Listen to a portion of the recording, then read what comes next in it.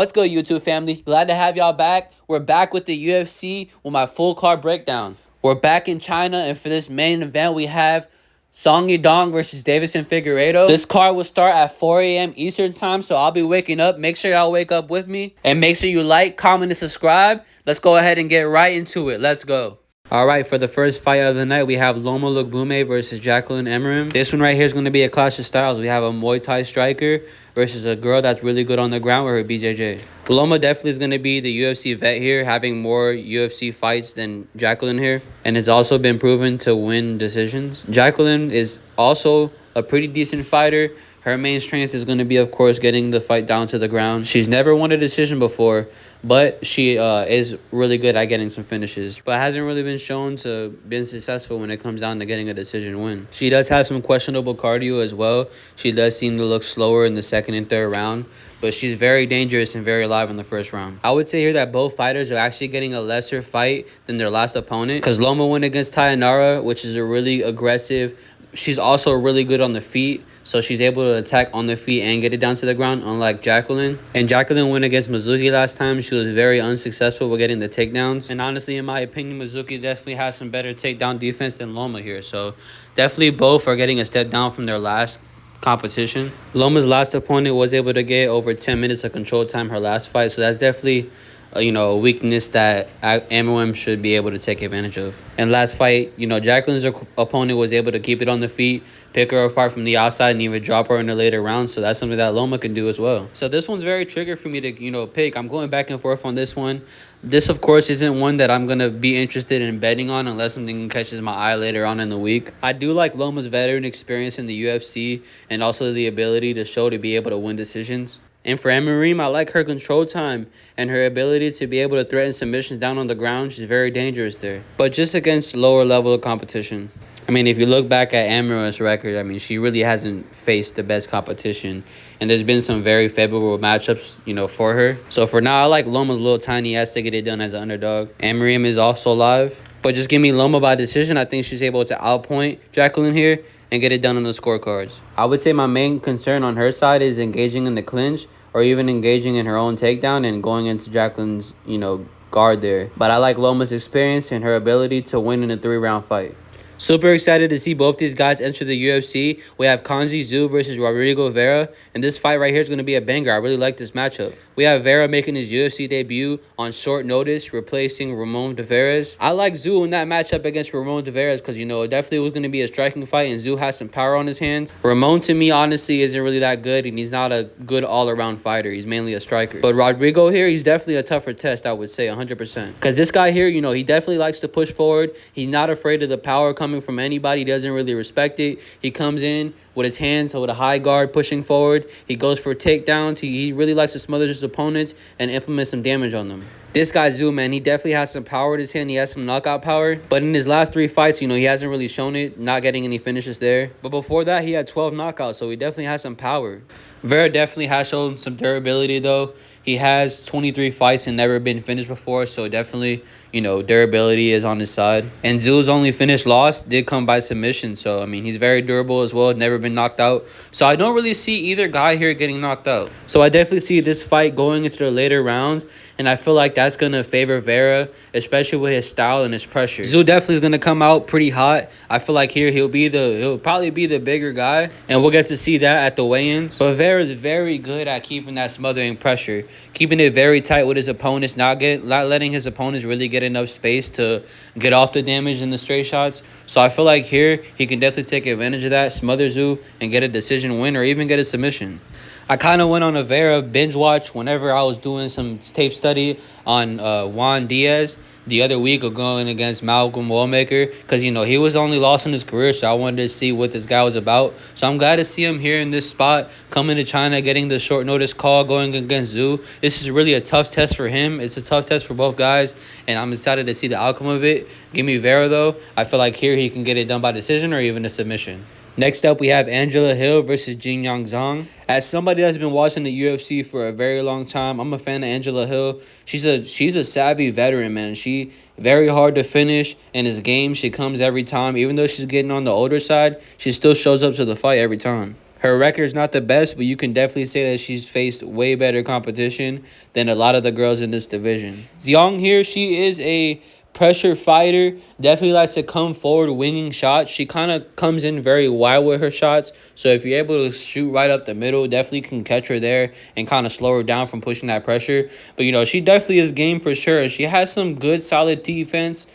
Coming off the cage, and also if you try to take her to the ground, she's really good with popping back up to her feet. So I'm very interested in seeing her in the UFC and see how she shows up here. This is kind of how I see this fight playing out. So I know for sure Zhang is going to come out here in the first round very hot, and I feel like she definitely could take the first round. I feel like in the second round, Angela Hill comes out, she makes some adjustments, and she's definitely going to look a little better. And Zhang, because she coming out in the first round, and especially coming after having a little bit of a layoff, you know, she's going to slow down a little bit in that second round. So for me, this is going to be a close fight because I feel like it's going to be 1-1 going into the third. It can definitely be a close bout. And the outcome of this fight definitely could be determined on the third round here. So here's how I look at it overall. And I really hate to do this because I'm an Angela Hill fan, but I feel like here Zhang can get it done. And this is my reasons why. Like I said a little earlier, you know, I feel like she definitely wins the first round, coming out very aggressive here, landing some power shots and getting a reaction from the crowd. So that already put her up 1 on the scorecard, you know, 1 round. Even if Angela Hill ends up coming out winning the second, I feel like in the third, with the reaction from the crowd and Zhang still coming out, I mean, she's definitely gone to the 5-round fights in the past for sure, so she has a lot of experience there. I feel like she'll be able to get a close decision here just based off of the crowd's reaction and landing more of the power shots. I just feel like Angela Hill definitely could put more output here and land more shots, so I feel like this is going to be a little controversial, but Zhang is going to be able to get the decision. Money is coming in on Angela, and I definitely understand it because she's the UFC veteran here, and I wouldn't bet Zhang at minus anything. So the pick is going to be Zhang, but either for sure it'll be Angela Hill by decision or Zhang by decision. This fight definitely goes a distance. Next up, we have Ray Cerulia, and then we have Luis Garule, who's coming in here with a lot of confidence. Just 2 weeks ago, he won by 30-27 decision, and he threw over 300 strikes. Ray's game plan here, of course, is going to be to get the fight down to the ground and get some control time and possibly hunt for a submission here. Lewis, of course, is not going to want to keep it on the ground and not let Ray get off his, game plan here. And, of course, he's going to want to scramble, keep it up on the feet, and put out a lot of output like he did his last fight. Now, by no means is Luis Garula the type of level of Joshua Van, as Joshua Van has gone on to be the champion. But this fight definitely could play out the same way.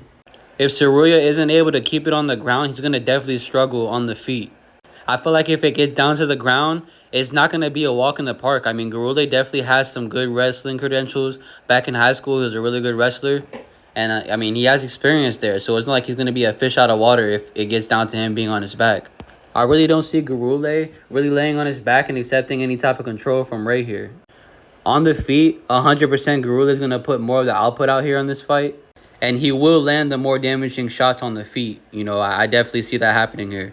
With Garule coming in being the more active fighter, prior to him losing his last 3 bouts, he was a very good prospect coming into the UFC. I just personally don't see that Ray is really like a top-level fighter in this division. If he gets his game going against somebody that has a weakness on the ground, he definitely could win there. But, whenever it comes down to fighting these short, stubby, strong guys who have some good takedown defense, you've seen them struggle. That's what happened his last fight. Garule has to see that and definitely implement that same game plan here in this fight. I would say to just keep it on the feet, scramble, don't let him get any type of top control or any control on your back. And, you're all set to go. Just keep throwing them hands like you did your last fight, and you can definitely get a win, which, in my opinion, mostly happens in the third round or even by a decision. So, give me Garule in this fight. Even with him coming in at short notice, I like the plus money next to him. Next up, we have Richie Long versus Cody Haddon. Cody Haddon's coming back after almost 2 years, and Richie Long's coming off of a knockout versus another guy named Cody. So, this right here is a very interesting matchup. I say it's interesting because Richie Long has tons of experience,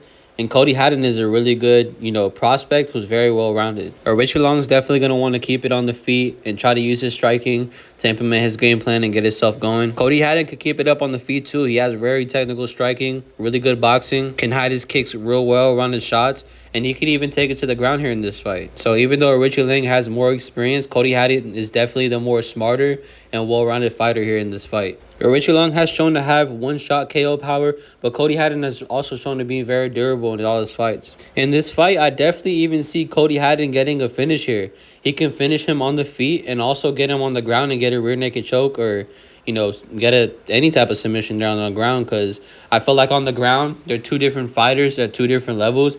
And on the feet, Cody Haddon is definitely going to be able to mix it up more. Cody Haddon did come into the UFC as a finisher, and I feel like he can get one here.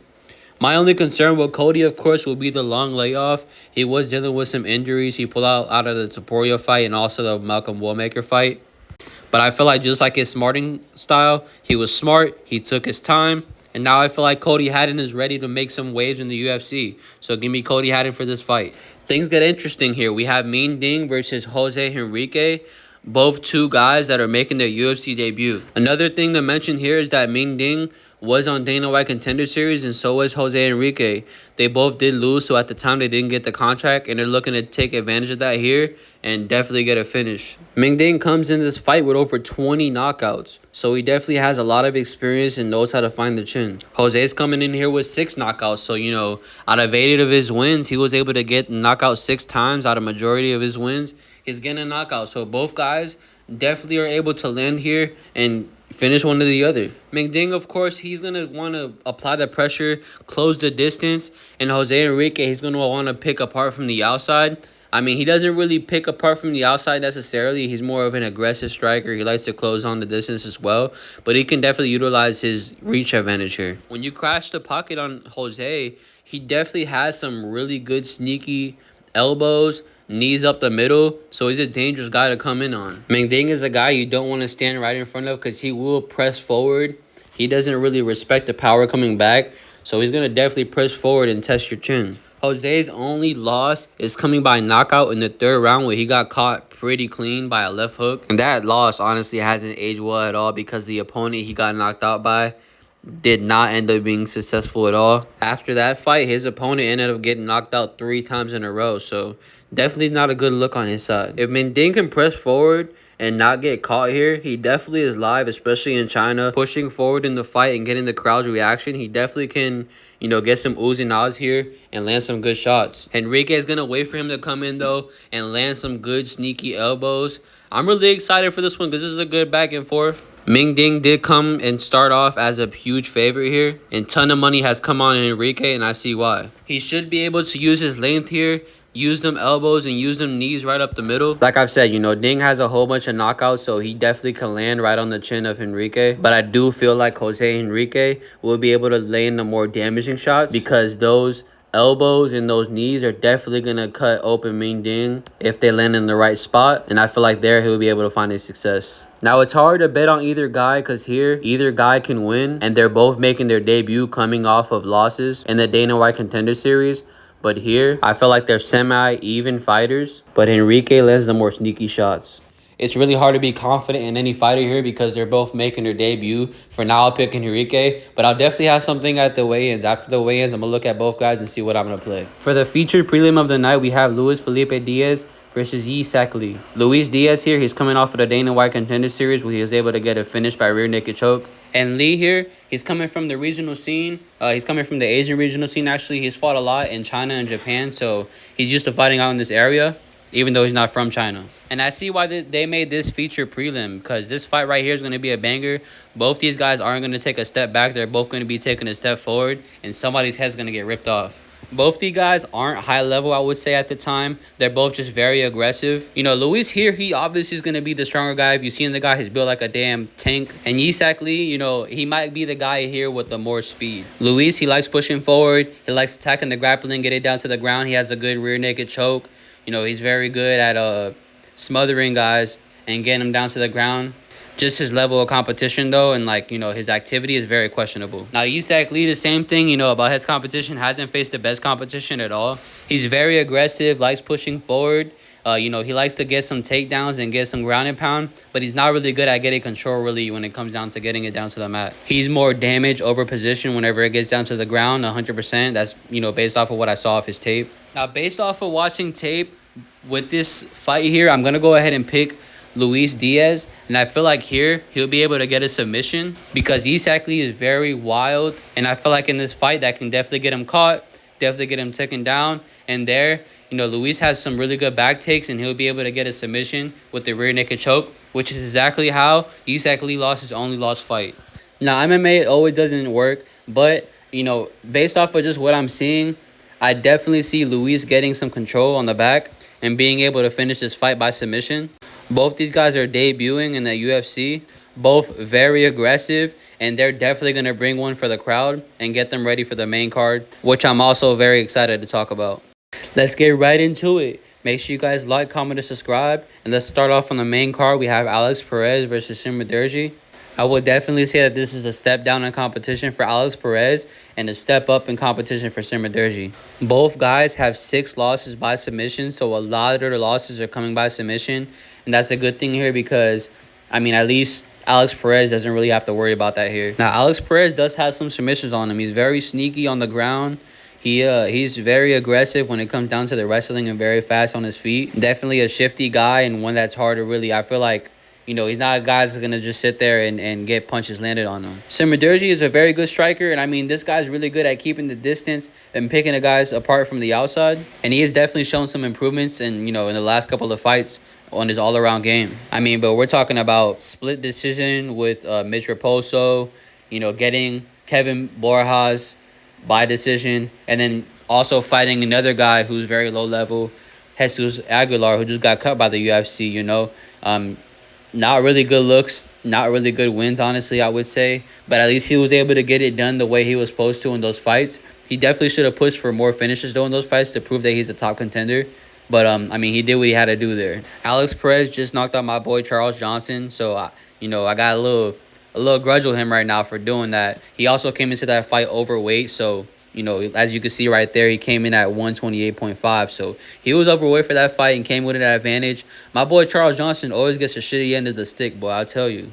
Alex Perez is losing to guys like Asuma Mabayev, Tatsuro Taira, Muhammad Mukayev. So he's losing to heavy grapplers, guys that are ending up catching him with some subs. But he's shown to be very crafty on the feet. I actually love his style on the feet. He's very different than a lot of strikers in this division for sure. Simmer Derji too, he's in the home crowd right now. He can definitely crack Alex Perez. Alex Perez came overweight last time, like I said. So now with him dropping and actually making the weight and flying to China, those could be some disadvantages in this fight, and that could work in Simmer Derji's favor. So I see why the line's close in this fight, but Alex definitely should be the better fighter here. I know Simmer Derji has definitely made some improvements and looked good recently, but it's been against very low competition.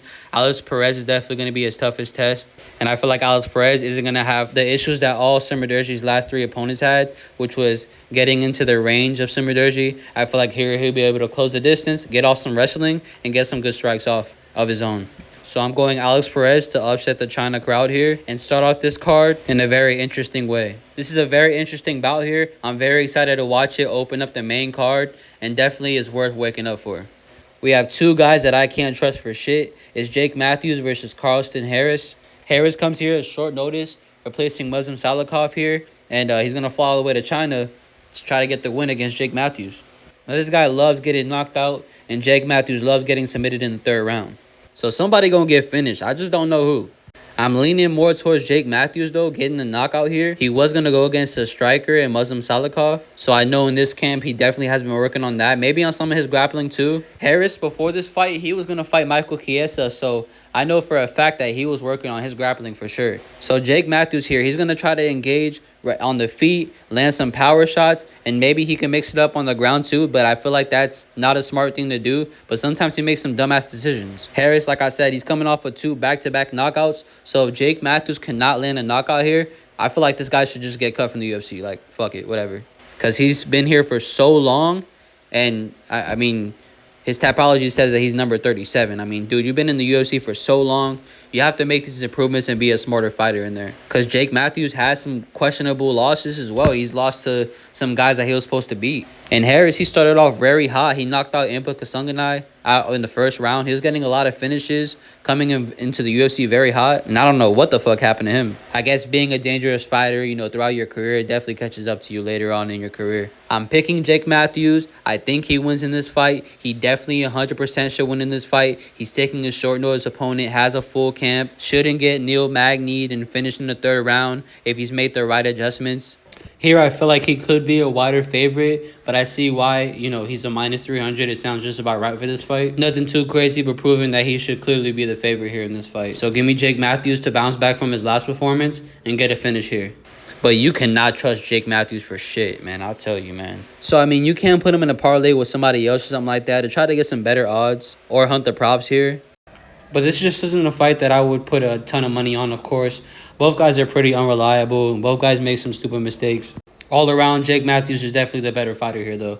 I like how he was able to get that finish against Chidi, which is a very dangerous guy. I hope he gets the first round finish here in this fight. Next up, we have what I feel like should be a tailor-made matchup for Kaya Sakura here. We have him going against Cameron Smotherman. And here they're trying to give him a guy who's never gone for a takedown throughout his whole career. So, I mean, here, he should be able to win because that's his main weakness. That's at least what he's shown so far in the octagon. We're talking about Kaya Sakura, who has finished Horiguchi and who has finished Manel Kape. I mean, we can't forget about those things. So he's definitely a way higher level striker than a Cameron Smotherman here. Kaya Sakura came into the UFC straight up against Pantoja in his debut. I mean, that's the toughest debut you can get coming into the damn UFC. And then Tim Elliott next up with very underrated grappling. He has 8 submission finishes himself. And I mean, before that fight, he came off of a first round submission to Summer Derji. If it wasn't for the first fights in the UFC with Kaya Sakura facing the champion and facing another ranked opponent like Tim Elliott, he definitely would not be a minus 300 favorite here. He'll be like a minus 1,000 favorite. To be in there twice with Manel Kape, be in there twice with Horiguchi, finish a Bellator veteran in Juan Archuleta, and to top it off, Kaya Sakura's back up at 135. That is a huge aspect here. Because in his last 2 fights, he was at 125, cutting the extra weight, not at his natural weight class. And here he goes up to 135, where he's going to be more filled in, more powerful. He's going to have more speed. I feel like he's going to be way more active in this fight than he has been in the last 2 fights. And he's going to be able to definitely get some strikes off here. Cameron Smotherman has been knocked out twice in the first round, so it's definitely possible that Kaya Sakura is able to catch him early. And when Cameron Smotherman loses a fight, it's not a close fight. I mean, he loses all his fights to unanimous decision. So he's losing either by knockout or losing by unanimous decision where he's not even winning 2 rounds in the fight. Majority of his wins by decision are going to be by split decision. So, I mean, even when Cameron Smotherman is fighting with these guys, he's fighting pretty close in getting the decision wins. And he's losing by, unanimous decisions. And I remember seeing Cameron Smotherman getting knocked the fuck out by Gregorio. I can't forget about that. And that guy ended up being super trash. I mean, he hasn't got a win since. That's a real fraud. Kaya Sakura should be the way better dynamic striker here. Has way more experience. Although it's in the ring compared to an octagon, I feel like here he'll make the proper adjustments. This is Kaya Sakura's chance to get a 100K bonus, get the knockout, and prove that he's UFC level. Just with the first 2 matchups in the UFC, I mean, those are terrible matchups for anybody making their debut. Even if you're a champion in any other organization, it's really hard to, go against these guys here at the UFC. The UFC guys, I feel like they're top level. There's no other organization like the UFC. And Kaya Sakura is a pure example that even if you're high ranked in another organization at the UFC, you could literally look like a nobody. And everybody will call you out on it. Everybody's going to talk shit about you. But I don't see that justified because, going against the champion and then Tim Elliott, 2 very tough guys there. But if he loses to Cameron Smotherman, out of all people, it's definitely time to hang it up, buddy. You're done. Kaya Sakura should be the lock here. He should definitely dominate this fight and win it however he wants. Of course, just not by submission. But I feel like here, this is a great spot for both fighters. But this is definitely a fight that will be in Kaya Sakura's advantage. We got 2 heavyweights going at it. We have Sergey Pavlovich versus Talison Teixeira. And here, these guys are going to definitely slug it out. I feel like Sergey gets it done. Sergey has way more experience, has faced way better competition, has been in the UFC for a very long time. I don't know why they're giving Talison this fight. If Talison was able to win here, he'll get shot all the way up the rankings. And that'll be, crazy. This is heavyweight and anything can happen. He can definitely land the shot on Pavlovich, but when it comes down to a decision, he's not going to beat Pavlovich at all in the decision. I definitely don't think that he'll put out more output than him, and he's not going to land more damaging shots on Sergey. This dude gassed out against Tuivasa. That shit was terrible. And Sergey on the feet, He just sets it up very beautiful. Just watching his tape back, he sets up everything with a straight jab right up the middle. I feel like with Talison's tall man defense, that's going to get him caught on the chin pretty bad. And of course, you can bring up the fact that he's training now with Alex Pereira, so he's getting it in with a good striker. But I feel like he's going to pick up the habits of Alex Pereira where he keeps his head right up in the middle. He's not really into moving his head too much and getting his head out of the middle line. And Sergey is able to shoot up right up with that jab right up the middle and land some damage just with his jab. And if he follows up, I mean, unlike the Derek Lewis situation, he's going to get knocked out cold. One thing I like about Sergey is that once he gets you hurt, he starts to go in there and he'll go for the finish for sure. Just in the last couple of fights, he's been a little bit more reserved. If you look at Sergey's career, throughout his career, he either gets you out there earlier in the first round or he can even win his way to a decision. I mean, he's shown that throughout his last couple of fights. So it's definitely possible here that he could win by a decision. But I feel like Talison won't be able to last with him throughout the 3 rounds. Because the way he looked like shit in the 3rd round versus Tuivasa, that was completely concerning. He won't be able to get Sergey down and just hold him down or try to play that game with him. And that tall man defense with that chin up, I definitely see him getting caught by a jab, getting stunned, and Sergey following up with a couple of punches and getting it done in the 1st round. It's crazy because the last time that Sergey fought in China, he actually got knocked out by Overeem. And on that same card, Song Yudong won by decision to Vince Morales. And Simmer Derji lost by submission in the first fight of the night. So, do we have a Sergey curse in China? I don't think so. I think here he gets it done against Talison Teixeira. And he definitely is able to get his get back in China and this time get his own finish in the 1st round. And for the co-main event of this card, we have Ming Yang Zhang versus Alonzo Menefield. And here they're trying to set up Ming Yang Zhang with a knockout. He was a good prospect coming in. He had all his wins coming in by finish in the 1st round. So he was very violent and he came in very, very hot. Then he met my boy Johnny Walker in the main event in the last fight. And man, after that 1st round, you could see the confidence definitely flushed down for him. In that fight, he ended up getting chopped down and finished by leg kicks, and he ended up just quitting the fight. So that's really my only concern here, because all around, I mean, I think he's a pretty skilled fighter, and I think he's very dangerous. Alonzo Menefield definitely is a veteran of the UFC. He has a lot of 3-round experience, has some sneaky submissions, and also, I mean, him himself, he's a powerhouse. He's really good at getting knockouts as well in the 1st round or even the 2nd round. But he has been knocked out 4 times, and it does have me wondering at 38, where's his chin at and how serious is he taking this training? Because Ming Yang Zhang is going to be a young prospect coming in, and he's going to be very hungry because his last fight, he got embarrassed in front of his home crowd. The UFC put him in the main event, and there he got completely embarrassed. Now here, if I'm Alonzo, I'm going to try my best to wrestle this guy. I mean, try to take him down in the 1st round, get him tired out, make it a boring fight, but that'll be his way to win. Because in that 2nd and 3rd round, he'll definitely have the advantage if it does get there. So maybe Alonzo comes out with that game plan because in 3 of his last 5 fights, he has got knocked out. And I can't sit here and act like Zhang hasn't been knocked out 4 times too. So, I mean, definitely both been knocked out the same amount of times. By different level of competition, though, I would say. Alonzo has been knocked out by better guys. But this isn't a competition of who got knocked out by the better guy here. I feel like all around, Zhang is going to be able to land that shot in the 1st round. Come back here, I feel like this is a great bounce back spot for him. If I was setting up myself or I was his manager setting up with a bounce back spot, Alonzo Menefield would be the perfect guy to come against to really test yourself. Alonzo Menefield is definitely a step down in competition from Johnny Walker. And here, Zhang will have a height advantage. You know, the reach is about the same, but here with the height advantage and here being the bigger guy, last time he was a smaller guy, he'll come in with more confidence.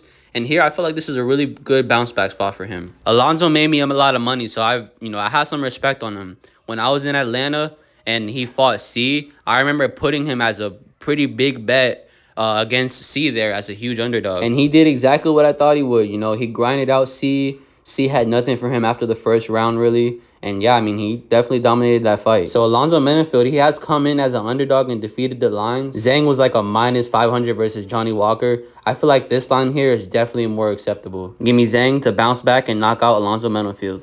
Next up, we have the main event. Let me show you something real quick. This is crazy. Because I was just looking for all the events that's happened so far in UFC China. And this ended up popping up. So you can see at the bottom, I typed in all UFC China events, main events. And at here, it says, May 30th, Davison Figueiredo beats Song Yadong. And I was like, oh, hell no. Now, of course, this doesn't really change anything for me. It's just something that was interesting. As I was doing some research on this card, I ended up coming upon this. So this was kind of interesting. This threw me off, but I ain't going to let this change my breakdown. We have Song Yadong versus Davison Figueiredo. And here, this is going to be a very good fight. I believe that this here is going to be very interesting. Song Yadong's been in the UFC for a while, and so is Davison Figueiredo. Davison Figueiredo is coming up from 125, of course. You know, he came up a while ago. Started off with a 3-fight winning streak at 135, so he was looking real good. So he beats Rob Font, Cody Garbrandt, and then Chito Vera. Then after that, they give him Peter Yan. I mean, Peter Yan is the champion right now, so there's no shame in that. Corey Sandhagen, he got a knee injury there. So, I mean, we weren't able to see the whole fight, but he did get dominated by Corey Sandhagen. It was pretty one-sided. Then he wins to Montel Jackson by split decision. There, it was a close fight, but in my opinion, I think he did win that fight. And then it's Umar Nurmagomedov. I mean, you can't really complain about the losses here. You can't really underestimate him for losing to those guys. Those are top contenders in this division. And all those guys will give Song Yadong problems. I mean, they have. Corey Sandhagen was able to beat him, and so was Peter Yan, and those guys are still top of this division. So I wouldn't say that those are questionable losses at all. But at 135, I feel like here for Figueiredo, this is going to be a bad matchup for him. And the reason why I say that is just because for his first 3 matchups at 135, if you think about it, he just fought straight strikers. I mean, Rob Font, Cody Garbrandt, and Chito Vera. Those guys are 3 guys that are just going to want to strike and don't really have too much skills on the ground. Montel Jackson isn't really an attacking wrestler or a guy that's going to really go for takedowns either. And in that fight, and even in his last fight, he's been pretty reserved lately and hasn't really shown up either. So his 4 wins at 135, they're very respectable. You know, they're against good opponents, but against opponents that strictly just want to keep it up on the feet to where Figueiredo is able to use his grappling and take advantage there.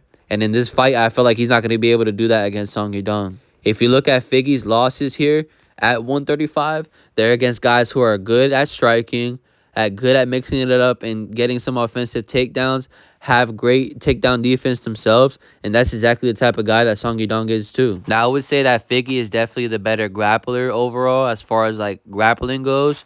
But when it comes down to the wrestling, I feel like Song Yadong's going to be stronger, bigger. And I feel like in this matchup, he'll be smart. I mean, the best thing to do is to not engage with any type of grappling with Figgy here, because that's going to be his main strength. If he goes for any type of takedowns here, defend them, hit him to the body, and make him pay for them. I feel like the first round is going to be very interesting, and people are going to be looking at the fight and be like, oh, man, okay, maybe Figgy shouldn't have been plus, 300 or plus 400. But as the fight wears on, I feel like Song Yadong will start to wear on Figgy, and he'll be able to take advantage there. Out of the 6 losses, Figgy has been finished 3 times, and those were in the 2nd and 3rd round. So after the 1st round, like I said, he starts to slow down. Song Yadong, I've already heard some interviews and him saying that he's going to be patient. So in the 1st round, Figgy might come out fast, look very good, and Song Yadong might be a little bit patient. But as the fight wears on, I see Song Yadong taking over in this fight. This could definitely be a performance where he wins every round in this fight, and Figgy's able to hang on there for the 5 rounds like he did against Peter Yan. Or this is another spot where it worries me because his last fight, he came out overweight. And this fight, if he makes the weight, it might wear on him a little more, and he might get finished. Figgy still looks good in the octagon, don't get me wrong, and he definitely has more championship experience, fighting for the championship multiple times. But that was years ago at 125. This is a different time. Song Yadong is only 28 years old. He's definitely a veteran at this age still. Here, I feel like he's going to push to win, of course, in front of his home crowd. And he can definitely get a late finish. But either way, give me Song Yadong to win in this main event. I'll catch y'all at the weigh-in recaps where we'll have all the best bets for this fight. And that'll be tomorrow. After the weigh-ins and face-offs are completed, we'll go ahead and work on getting that video dropped ASAP for y'all so y'all can see what I'm dropping for this card. Thank y'all for pulling up on me for UFC China. And peace out, family. I'll see y'all later.